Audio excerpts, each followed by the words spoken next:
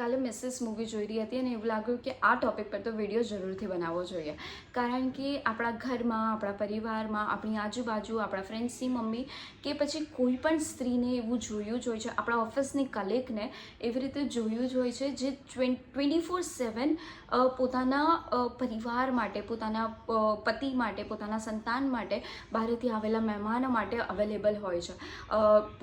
સંતાને કહ્યું કે ના મમ્મી મને ભૂખ લાગી છે, અડધી રાતે બી મમ્મી નીંદરમાંથી ઉઠીને હા મારા છોકરાને ભૂખ લાગી છે એટલે હું બનાવી દઈશ, મારા પતિને મારી જરૂર છે એટલે હું અવેલેબલ રહીશ.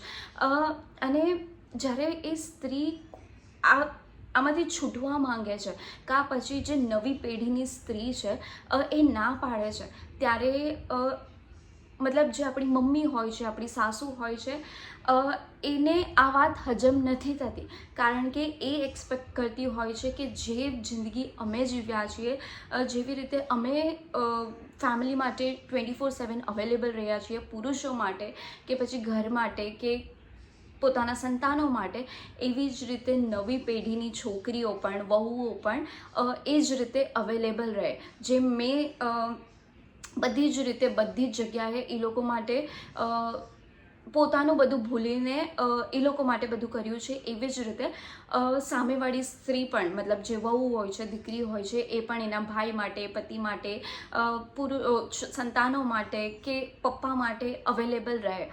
પણ એકચ્યુઅલમાં એવું ન થવું જોઈએ. પૂરી મૂવીમાં વધારે કોઈ ડાયલોગ્સ નથી, વધારે કોઈ સીન નથી, ખાલી એક જ સીન રિપીટ થયા કરે છે કે પૂરો દિવસ ઘરના કામ કરે છે.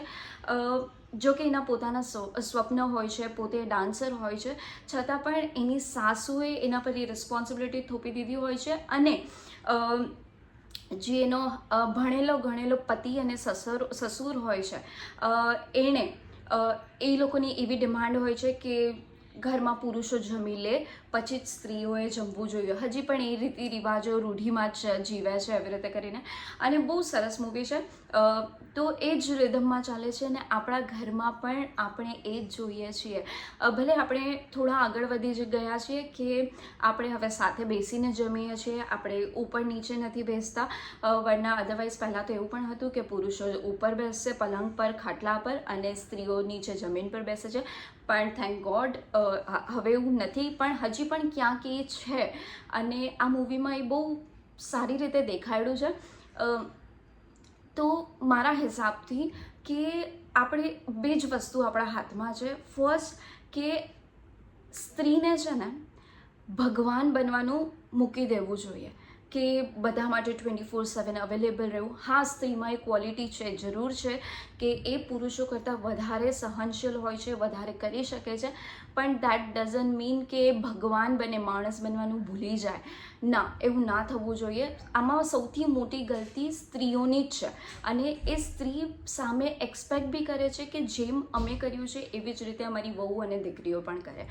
તો એવી રીતે છે, પૂરું મૂવી એવી રીતે ચાલે છે. અને આજની જનરેશનમાં, આપણા ઘરોમાં, આપણા પરિવારમાં, આપણી આજુબાજુ આપણે આ ફક્ત બે ચીજો અપ્લાય કરી શકીએ છીએ. કે પહેલું છે કે આઈધર તમે ડિમાન્ડિંગ નહીં થાવ વધારે કે મને આ વસ્તુ આવી રીતે જ જોશે, મને આ ખાવાનું નથી ભાવતું, મને આમ જ ખાવું પડશે, મને આમ જ ખાવાનું જોઈએ છે.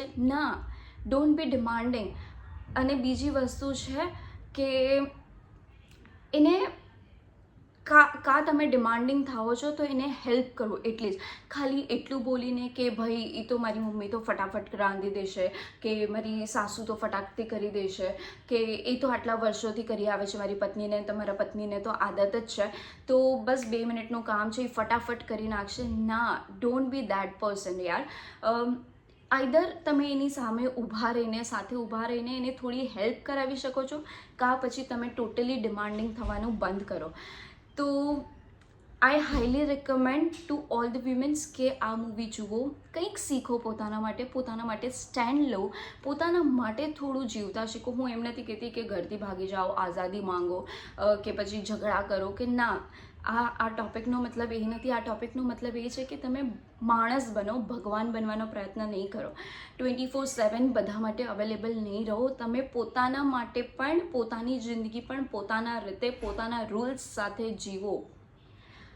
યા, દેટ્સ ઓલ. વિડીયો ગમ્યો હોય તો લાઇક શેર સબસ્ક્રાઈબ ન કરો તો ચાલશે, પણ પોતાના ઘરની સ્ત્રીઓને થોડી મદદ કરી લેજો, મદદ કરાવજો રોજ. અને મળતા જ રહીશું આવા નવા ટૉપિક સાથે એક નવા વિડીયોમાં. ત્યાં સુધી જય શ્રી કૃષ્ણ.